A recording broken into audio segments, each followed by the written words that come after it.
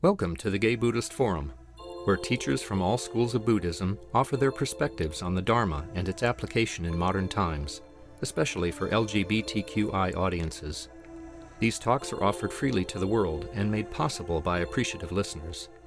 If you would like to support our efforts to share the Dharma with underserved audiences, please visit gaybuddhist.org. There you can donate, find a list of upcoming speakers, or enjoy many hundreds of these recorded talks dating back to 1996.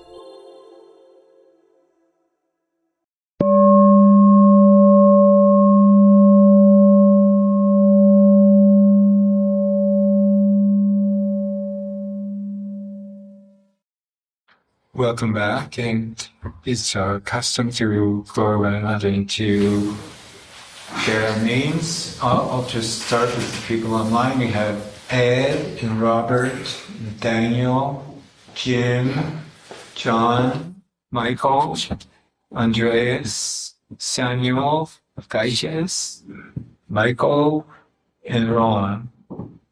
And my name is Cass. My name is Steve. My name is Henry. Bob, Jim, Andy, Andrea, Grisha, Kevin, Ernie. I'm Brad. I'm Tom. Jack. I'm Richard. I'm Tony. I'm David. Dale. Is anybody here for the first time? After it was Daniel? Yeah. Well, Daniel. So our speaker today is the Reverend Daigan Gaither. Pronouns he, him. Began Buddhist practice in 1995 in the Vipassana Insight tradition, then began studying Zen in 2003. He received lay ordination in 2006, where he was given the name Daigan or Great Bow, and received priest ordination in July 2011.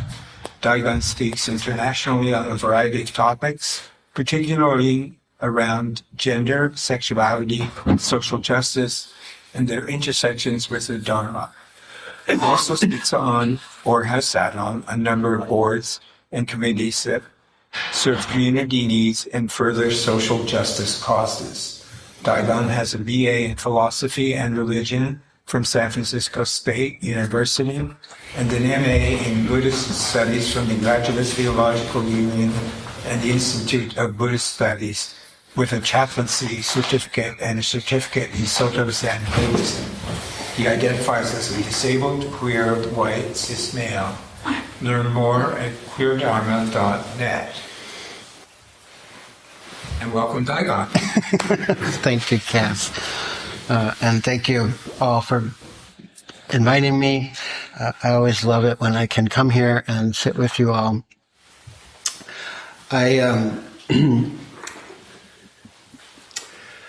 So I have really struggled this year a little bit. And I want to talk a little bit about it's okay to not be okay. I firmly believe that as a monk, as a priest, as a Buddhist, we're encouraged to not turn away, right? To meet our suffering. And we have these avatars, bodhisattvas, in our lineage that are examples of this. Avalokiteshvara Bodhisattva, the hearer of the cries of the world.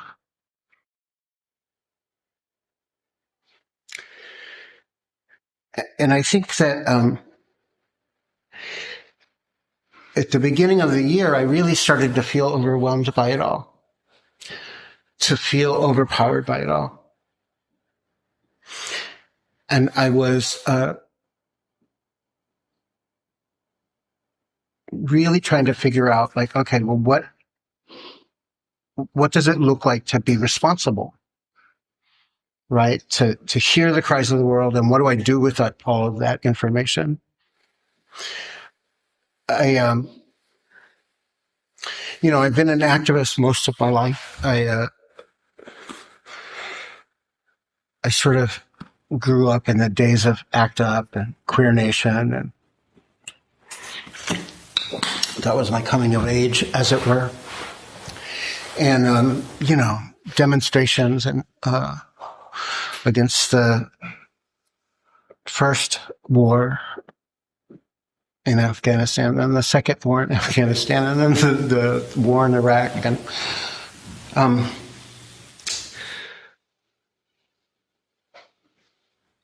And I thought that that's what that was supposed to look like.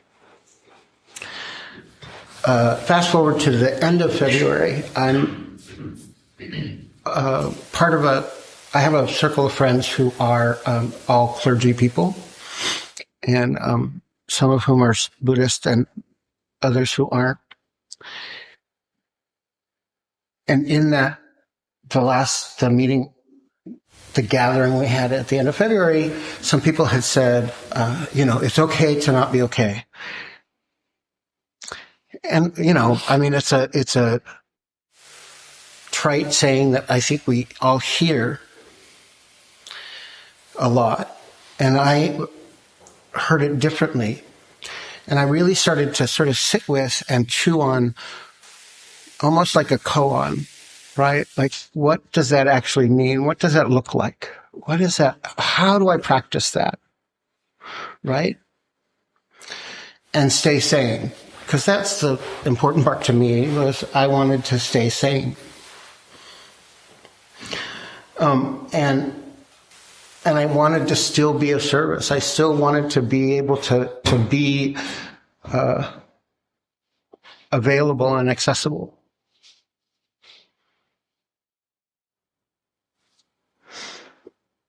And so I've got a couple of ideas. I don't know whether they're true or not, but I have some ideas.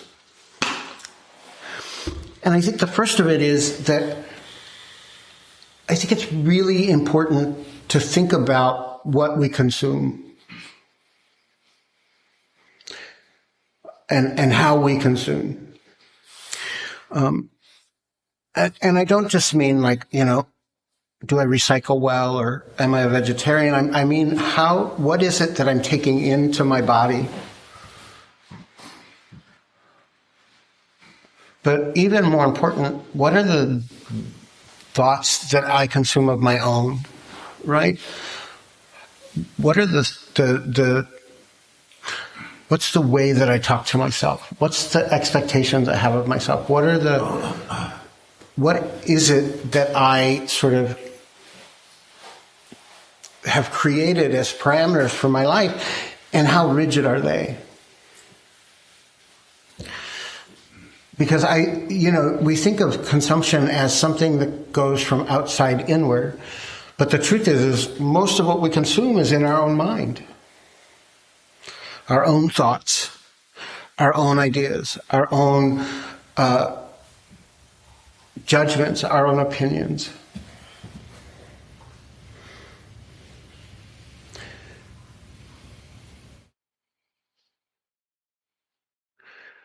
But I also started to look at all of the ways in which I can hold the discomfort of living in modern times.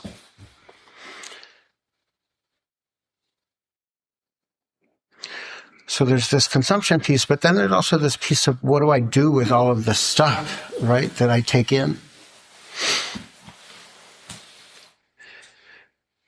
I used to think that not turning away meant I had to read every news article and watch all the news and listen to all the discourse and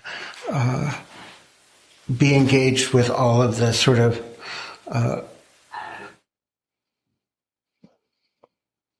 information.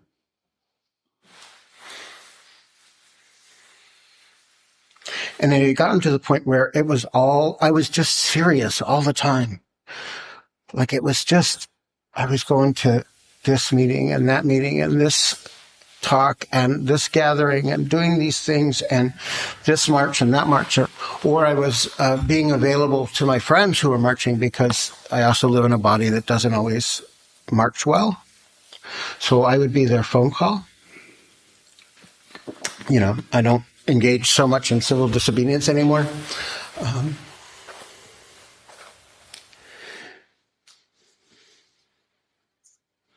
And I thought that was so important because that's what it meant to not turn away, right?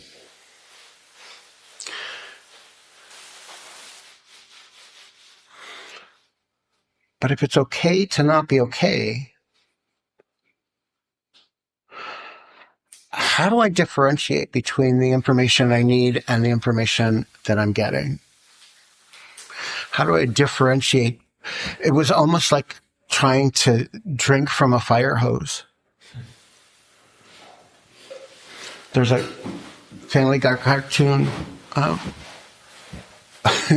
in which a father and son are touring a fire station, and the son tries to get. The dad says, "Oh, I want to drink from this fire hose," and the son opens the fire hose and it blows all his skin off, and then you see him say, "Great, you got my shirt wet." But it really felt like that, like I was living my life in this way that was just like my skin had been ripped off. And so I started to do things like I would reach out to my friends and I would say, what's bringing you joy today? What's good for you? Share with me what's bringing you ease and comfort. And then I started to ask myself that.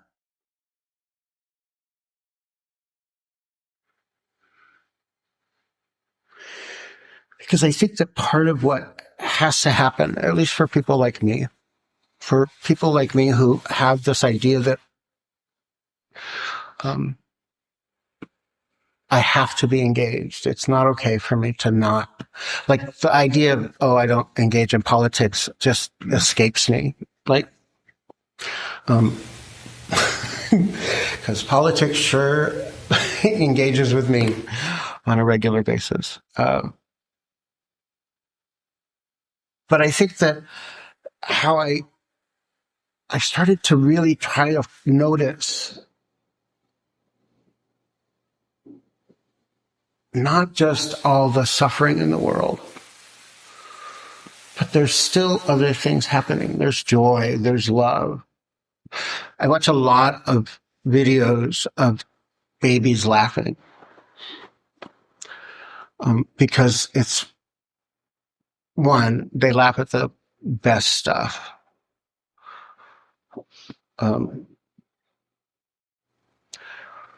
But also just because it reminds me there's still joy here. There's still ease here. It's not hopeless. Because see, that's what was happening was I was convinced that we had done all this before. We'd gotten some progress and then it got all ripped away. And so it felt really kind of hopeless, like why bother? And that's where I was at the end of February. So this idea of like, one, I'm starting to learn to be okay no matter what. I have pockets of safety in my life. I have people who love me and who support me. And I have people who I can go to who have known me a long time, who can remind me that it's okay to not be okay.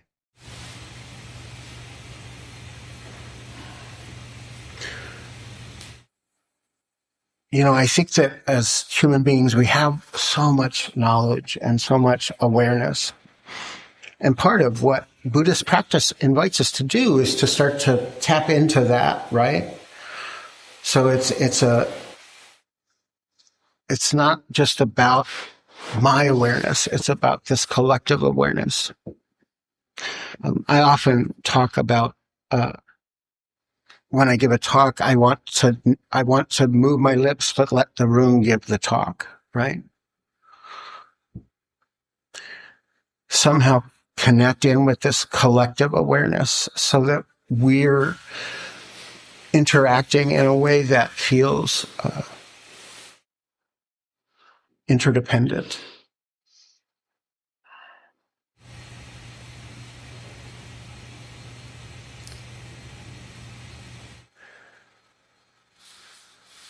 So, all of that to say, I'm still chewing on this idea, right? I don't have anything other than the belief that it's real and that it's somehow liberating me. That I'm bringing, the other thing is it's a call for me to really investigate what does okay mean for me, right? At this grown age, what's it look like in my body when I'm okay? What does it look like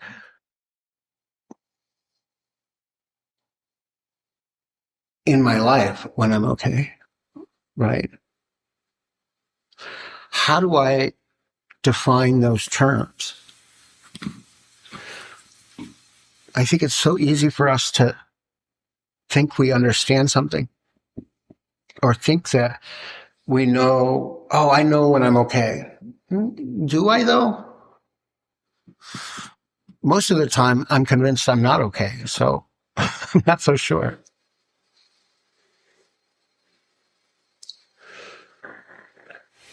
And I think the other really important piece of all of this is that I don't have to know everything. I grew up believing that if I knew everything, I could be okay, that there was safety in knowledge and awareness. And I lived that out for nearly 60 years, convinced that if I just studied hard enough, if I practiced hard enough, if I paid attention enough, if I read the right books and I did the right things and I followed the right rules, everything would be great. And sometimes it is, and sometimes it's not. But whether or not it is not dependent on what I know. It's not dependent on much of anything, really, because what it's really dependent on is my ability to sit still and be in the midst of whatever is happening, to connect to what's really going on, not my ideas and my opinions and my stories about it, but what's it really like to be me?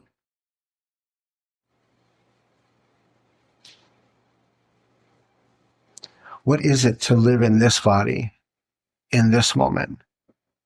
What's the nature of my experience?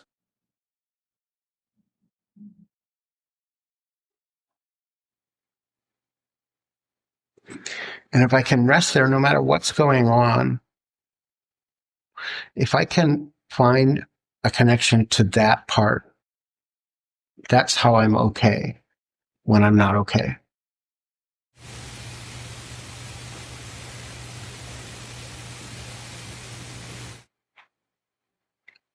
And that usually works, except on the days that it doesn't. And then I just try to remember it the next day.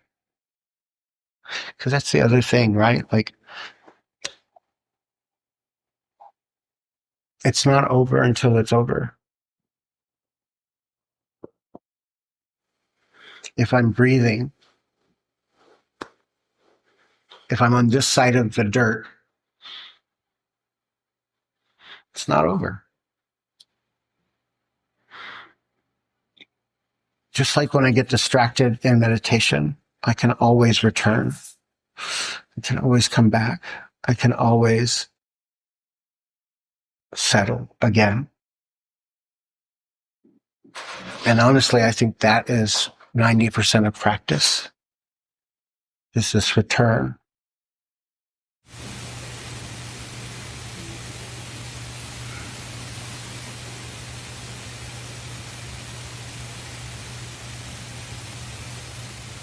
So I don't know if that made sense to anybody but me.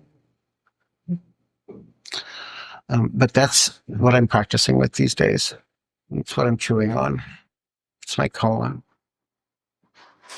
And I invite you to chew on it with me. It's okay to not be okay. But what does that really mean?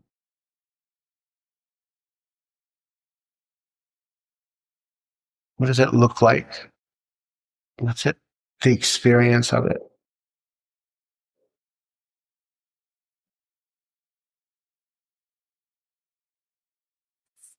Thank you all very much. I want to invite you to comment, ask questions. And it doesn't have to be about that. It can also just be about your own practice. Or hi, Tom. Daigan, thank you. Your talk made me realize that when I rush to get out of not feeling okay is most often the time when I become like, we're all screwed, just give up and go watch Shariva, watch Tootsie over again or something. I soothe myself, which has its place. Yeah. But it's often when I'm like, okay, I gotta get back to, stop the suffering, stop it. It's your version. Right. It just can't be. And Daigan Gaither gave a great talk last Thursday over at Berkeley, talking about, so the Buddha said, like, there's only three things going on for us. It's stuff coming in through our senses, our mind, our thoughts about whatever's happening, and our feelings. Like, our whole world consists inside of us, interpreting what's happening and what's happening inside. And he had, I think it was it the Kalama Sutta? Anyway, it's like 18, 19, and 21, these three things. And she talked about one of them, where he gave this formula of how to shift our thinking, like how to get away from these thoughts. And it was this great little 5-step thing that she called shift. And I'll just share it real quick. S is substitute a different thought. Like, can you just get your mind off this? He goes from the easiest solution to the hardest solution. Shift, can you just substitute a different thought? Will that help me shift my mind away from this? If that doesn't work, H is harm awareness. Like, become aware. This is really causing me to suffer. This is not benign. Don't entertain it, Will that help you shift? I think I is inquire or insight, where we look at, where is this coming from? Like, what's causing this to keep coming back? Why am I so focused on it? And maybe that'll help you shift off it. I think F was fade out. Like, can I take it a step down to a somewhat lesser thought, and then a somewhat lesser thought, and a somewhat lesser thought, until it just goes away. And I think T was throttle. Like, if that doesn't work, he actually says in the sutta, grit your teeth, bulge your eyes, put your tongue up against the roof of your mouth, and just like push it out of your lung. Like, this is like psychology type stuff where he's giving this solution. And I don't know if that's helpful, but I have found it actually helpful just in the last week, dealing with thoughts that invade me, and how to get myself off of it. Thank you. And I love you. She's so good. Yeah. So you're mentioning throttle reminded me of I had a therapist once. My favorite thing to engage in is anger. I was trained well by people. And I had this therapist once who invited me to break dishes. And so we went to Goodwill and we bought a bunch of dishes and threw them up against a wall in an alleyway. really let them shatter and really let the noise reverberate. That's what I thought of when you were talking about this throttling, right? Like to just express it in a way that is not harmful to other people. I wore safety goggles, so it wasn't harmful to me. But also, and then I cleaned it up, right? Like, but this idea of expression, instead of trying to soothe it or make it better, right? Like just express it so the infection comes out. Mm-hmm. So that's what I heard. That's great. Andrea? Yeah, hi. Thank you for your talk. I've been thinking I think everybody's been thinking a lot about the world lately, but it's what I let in and what I choose not to let in. And it's also what I'm putting out. I'm sorry, you're putting out. I'm putting out, last night I was not okay. Today I'm okay. What it's like to not be okay is that I'm uncomfortable in my skin. I want to know, and I'd rather escape anything. And what I was able to do was call somebody, Sangha, 12-step fellowship, a friend, somebody who knows me, and maybe a few calls and find out that I'm not the only one, And then the other thing is, and I sit for peace and justice in the Sangha. I try to see where I can best put my support financially, spiritually, physically. And also, I'm a great believer in joy. I'm glad you mentioned that, because there's an ocean out there. There's a flower blooming. There's a bird singing. And I'm not anymore, I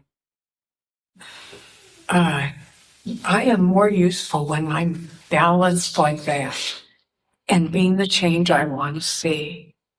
And then knowing that when I'm not okay, I don't have to eat. I don't have to run. I don't have to anything. And I don't have to like it either. Let's just put it that way. But this is it. And so, like I said, yesterday I was not okay. I think things are changing that I don't want to change. And then my mind gets going and I go into old tapes. And so it's the we of life. Before 12-step recovery and before spiritual practice, it was the I of life. And that's what I was taught.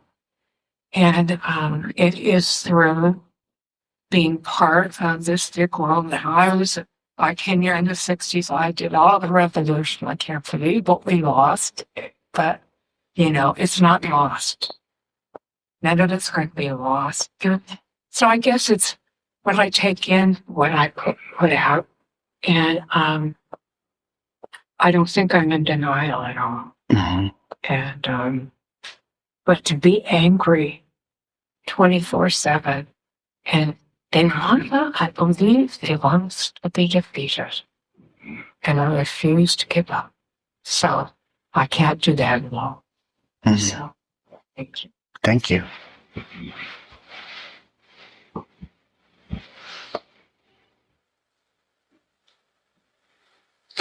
Henry.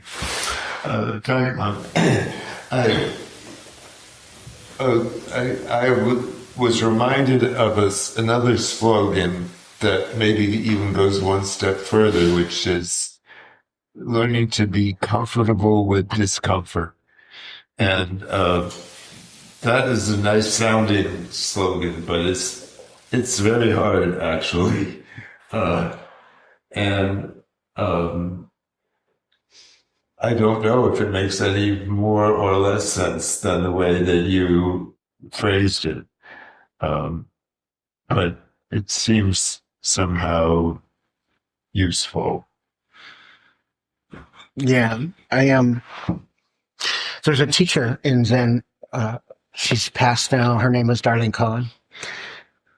And she lived with a pretty serious and heavy disability and pain, chronic pain condition, including multiple bouts of cancer. And she used to talk a lot about this, right? Like, how do I live in a body that's really uncomfortable most of the time?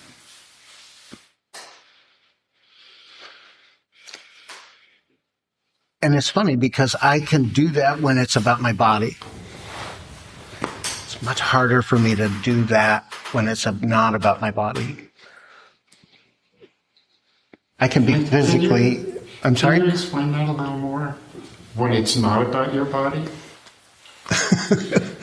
So when it's a physical thing, right? Like I live with chronic pain and in a body that doesn't work how it... I don't want to say how it should work. It works the way it works, but it doesn't work in accordance with what would be considered functional all the time. So when the discomfort is physical, when it's, oh, my feet are really painful today, or my stomach is really not doing great today, I can deal with that and be okay in that discomfort. But when it's a mental construction, when it's about my feeling overwhelmed by the world or some kind of emotional, it's depression or anxiety or... Do you not consider that going on in your body? No, I do, but I think that it takes me a minute to get to the place where I can see it as physical. Right. Because I do. I think that our bodies are not separate from our minds, and our minds are not separate from our bodies or our feelings. Like, if it's not three distinct things, it's one thing. And so oftentimes when I'm trying to figure out what's going on with me, because sometimes I just have big feelings and I have no idea what the fuck it is, I'll turn and I'll find it in my body. Okay, where is it living right now? What's happening? Oh, my breath is really shallow and my back is really tight and I'm limping a little bit. Okay. So there's tightness here.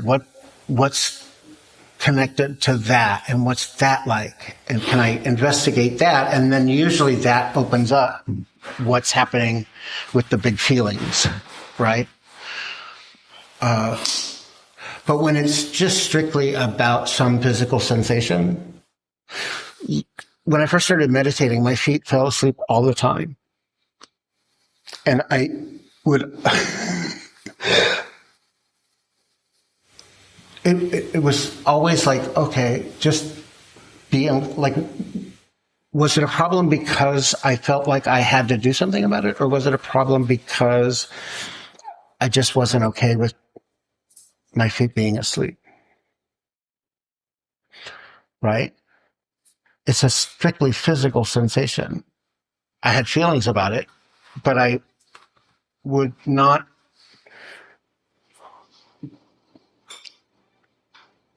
But really sitting in it and just letting myself, okay, my feet are asleep, so what? There's still 20 minutes left in the session. I'm going to be here, so... Sometimes it's important to move, sometimes it's not, but you don't know that until you investigate it, until you sit with it, right? But that's what I mean about the difference between physical and the rest. Like, it's easy for me when it's mostly physical. It's much more complicated when it's my feelings or my thoughts and ideas to be okay being uncomfortable. I've also lived for 25 years with physical limitations, and so I'm kind of used to it.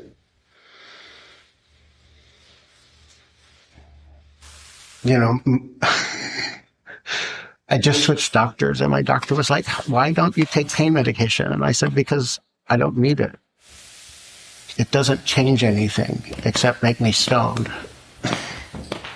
It doesn't change the pain. So why would I take something that's not working except to get me stoned. So, yeah, I'm just used to certain things happening with this body. And so they don't bother me so much anymore. So could you just in connection with that? I'm just asking questions because I'm trying to understand. When you say it's okay to not be okay, can you talk about that a little? What is okay and what is not okay to? That's the question. That's what I've been sitting with. That's what I've been chewing on. That's what I'm trying to figure out. Sometimes I think I have an idea about it, and sometimes I'm as far away from it as I was in January. But I have ideas about how to connect to it, to connect to the okayness. You know, like Andrea said, falling into Sangha, looking for places of joy, looking for the flowers. Every morning I do a well-being ceremony, and it started because I thought, oh, okay, this is a way for me to contribute to the world. Now, sometimes it's because it makes me feel better to chant for all these people that I chant for every morning. So yeah, I'm still chewing on it. Daigan, thank you. I think, lately I do a gratitude list every morning, and I text it to different people. We exchange gratitude texts, which really helps me focus on joy and keep equanimity with all the, I love Padmasambhava's statement that life is wretched and life is glorious. It is both. I want that tattoo. And I focus on the glorious when I'm doing my gratitude list. And I think when I'm not okay, it's because of whatever story my mind is spinning around what is happening. And I could be okay when I'm, quote, not okay with what my mind is spinning. And I guess the combination of mindfulness, meditation, Buddhism, and 12-step recovery has helped give me a toolbox to use when I'm willing to use it. And also just an awareness that, okay, I'm not okay right now, or I think I'm not okay right now. My brain's telling me no, and my body's actually telling me I'm not okay. But it's usually the story. I have really cranky knees. And so I can be like, oh my God, my knees are killing me. I'm going to be crippled. I need knee replacement surgery. Kind of won't give it to me until I can't walk. In that sense, I'm not okay. But like, if I really just sit still for a second and be like, well, I could take an Advil, could put ice on it. I could take a stretch. I'm okay. It's like the story. And right now, the story I'm spinning at work is about this one kid who's really problematic. And when I spin the story like that, I'm stressed out. I'm like, my body, I feel it in my body. I mean, I'm like sweating. I'm vibrating. I often feel vibrations when I'm super anxious. I vibrate. That's the way I've experienced it. And so I realized, I'm vibrating with anxiety. And then toolbox. It's like, what can I get out of the toolbox to spin the other way and be okay when I'm not okay? Because, my body's telling me, my brain is telling me, you're not okay, you're everything's terrible. But if I pick up a tool, like phone, meditation, and breath, and mindfulness, and, I practice meditation with my kids, so I'll get out the bowl and be like, let's just be quiet. So I'd be just repeating myself over and over. It's what the story that's spinning in my head right next to me that is not okay. Yeah. Thank you.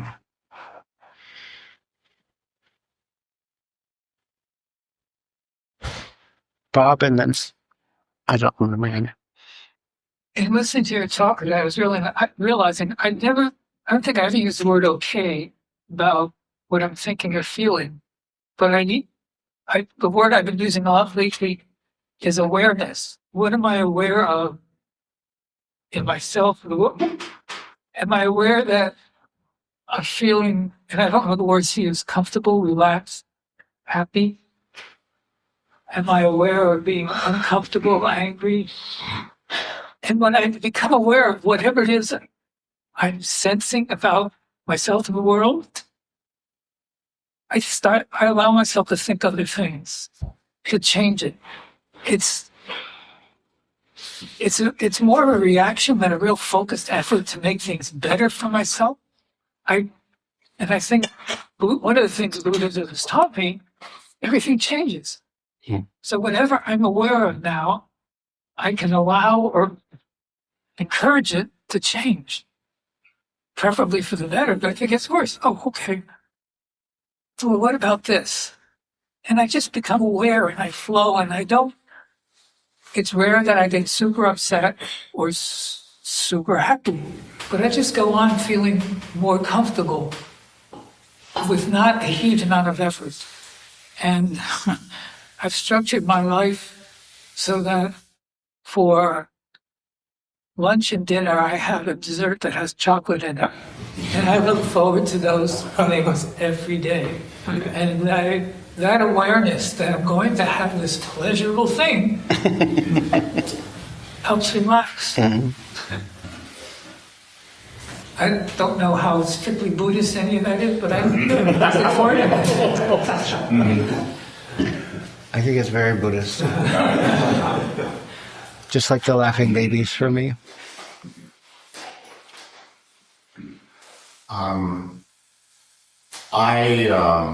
I've been involved in harm. Tell me your name again. My name is David. Thank you. I've been involved in a harm reduction program for over 10 years. And on Wednesday, I was at a meeting in person, and the question was, what are you going to do this week that is going to contribute to your harm reduction goals?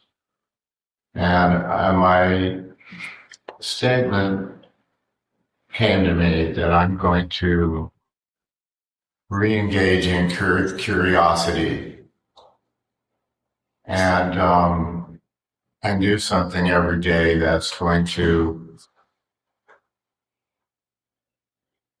make me engaged with people. So this week I've been wanting to re-engage in community things because I've been feeling so depressed.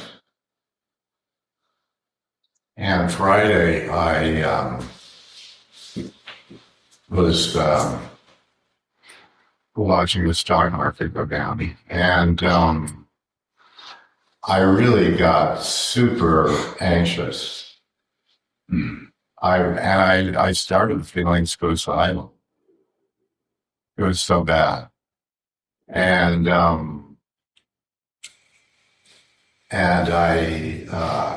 went to sleep, and I woke up and I felt refreshed.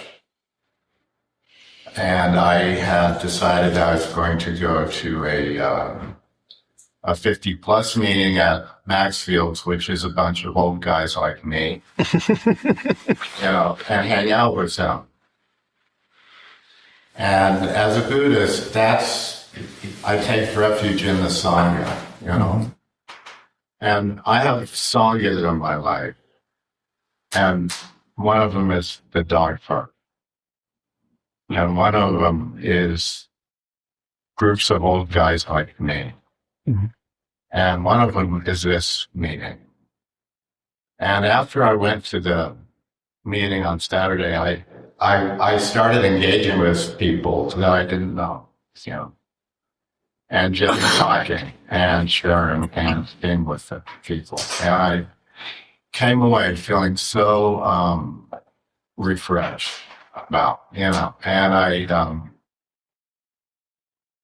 so all I can say is, for me, it's taking refuge in the Sangha and finding my Sangha, as I go through my life, mine every day. And that's what's helping me this week. Thank you. Anybody online? I just want to make... Yes, somebody is online, has a question. Okay. Ed, please unmute yourself. And Excuse me. It seems to me that okay and not okay either are or might be the same thing. That makes sense? Yeah. That's a very Zen way of looking at it.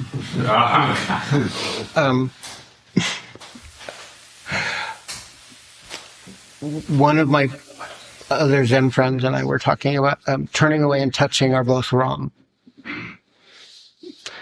But yeah, I think okay and not okay are both the same. It's the same as, aversion and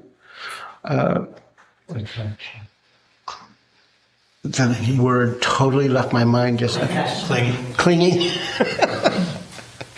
I had it in the disappeared. But they're the same thing too, right? Like they're not different. And but again, I think that's a very Zen approach, and we have to be careful that we don't fall into the trap of because they're the same thing, then we don't have to pay attention to how they're different. And so, yes, they're the same and they're different. And right. And both the sameness and the difference are really important. Thank you. Thank you. You're welcome.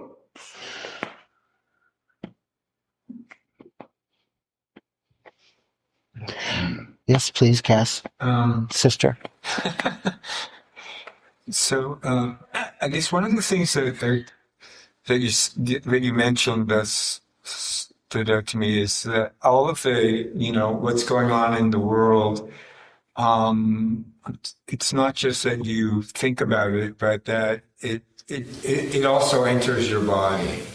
And last time I was on retreat, I was shocked to discover that there are people who actually experience the world, through their bodies. It's not all filtered through the mind. So maybe I dodged a bullet there, but so I'm curious if you could talk a little bit more about how experiencing the world that way, the news of the world, the events of the world. What you meant when you said it enters the body as well. Yeah. So I said earlier that the mind and the body and our feelings are not separate. And so oftentimes news will appear in my vision or, will appear. I'll think about it. And that thought leads to feelings, which then leads to body awareness, right? And so, and Thich Nhat Hanh talks a great deal about consumption as not just about what we eat, but there's all kinds of ways that we consume the world.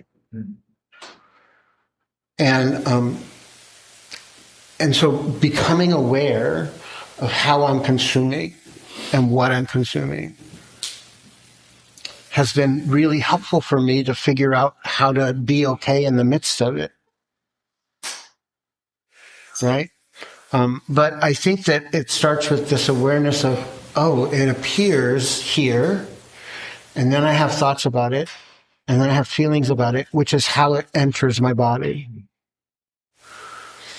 And then there's the physicality of that thought and that feeling and that news and that experience. And so that's how I think about it. And sometimes I don't even have to get the news. I just get the vibe, right? Like sometimes you'll be walking down the street or on a bus and just get that vibe, and it just enters your body, and all of a sudden you're just anxious, not aware that you had a thought or a feeling or anything else. But you did. I did. Because all of a sudden I'm just here, like, anxious. Nobody did anything. So I think also there's that, right? Like, there's just the consumption of my own thoughts and my own process and the way I consume myself, too.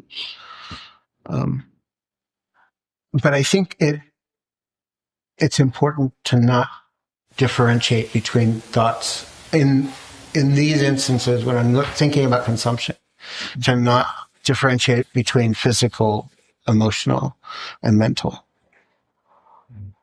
But just recognize that it's all happening. Yeah. That it is all taking place. And there's this sort of feedback loop amongst them. And sometimes that turns into a cycle. And so sometimes to get to the okay is to interrupt that cycle. Right? And get off the treadmill. Mm-hmm. Yeah. Yeah, I think for me, remind me your name. Steve. Steve, okay. The practice of meditation for me is what helps me get better at resting in awareness. And in doing that, it helps me feel what my body is feeling like. So if I'm feeling anxious, usually I have butterflies in my stomach. So there's a sort of a mental aspect and a body aspect. Just sort of breathing into that butterfly feeling makes it just, I become aware of it, it subsides. Also the thought just kind of goes by, just like everything changes. So it's, Ram Dass sort of says it's a phenomenon. The thought or the feeling or whatever is now gone for the next phenomenon. So I like that, the just sort of notion of resting in awareness. Mm-hmm. And the more I practice, the more I do it in real life. Yeah. And that's very much a Satipatthana Sutra kind of process, right? So the body in the body, the mind in the mind, but also to watch things arise, have the experience of them, and to watch them pass away is the invitation of the Satipatthana. So the invitation is to do exactly that. Like, oh, here's my body. Here's my mind. And yeah, and that's partially also why this idea of shifting, right? Like this interruption can be really beneficial. Like when I'm really overwhelmed,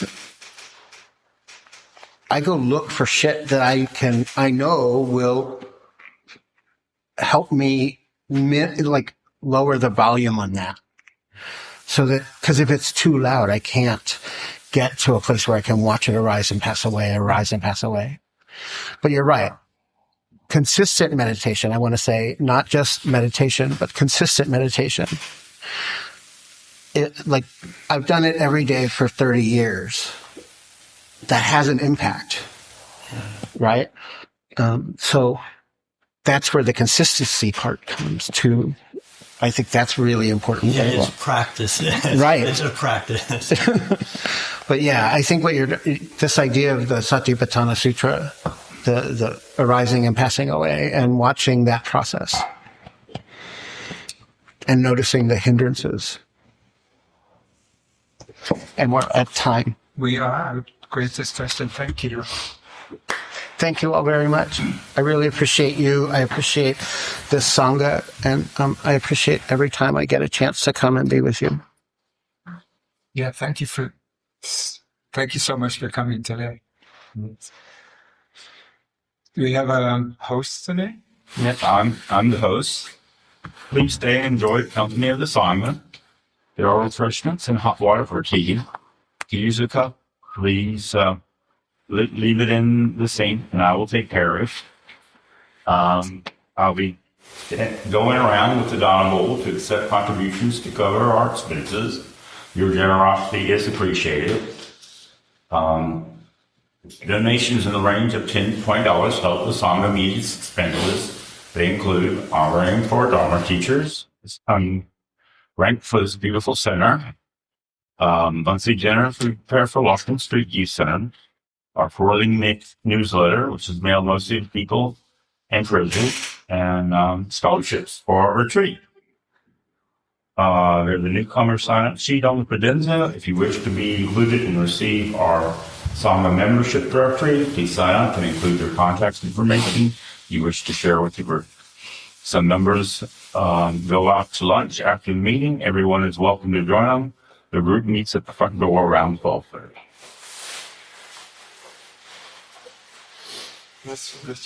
Yeah, I just want to acknowledge we had Jeff's memorial yesterday, and Cass, Grisha, Tom, Henry, and myself put a lot of effort into that, and I think that's why it worked out so well. And I just was reminded that the reason we're having this 5-day retreat at Vajrapani was Jeff. It was all Jeff's idea. Jeff had a lot of ideas. So I just want to remind everyone that we still have space for you. There's scholarships available. Sean Oakes is just the most amazing Dharma teacher. Mm-hmm. It'll be a beautiful time to be there in the Redwoods. And so if you're thinking about coming, you can talk to me. So it's something that really special. So. And Vajrapani right now is beautiful. Mm-hmm. And next week, Sean Oakes will be our Dharma speaker. Oh, nice. Don't miss it. So get a little taste for this.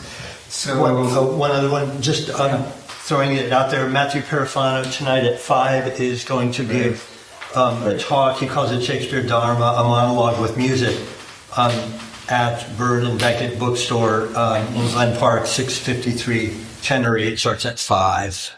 I will be there. Meet you. Yes. I would like to make a comment. Yes, Jim. Yeah. Yesterday was an extraordinary memorial service for Joe. And I'd like to just thank for Grisha and Cass and Henry and Richard and Tom and Marcus for making it all happen on imagining it, and the high-tech demands were extreme, and a new location, and they hauled all our equipment over there and made it happen, and it was lovely. So thank you guys for being such a backbone and brain of the operation. Congratulations, Jim, who is the master of ceremonies. Thank you for rolling with everything through the event. It was great. Any other announcements? Let's gather for the dedication event.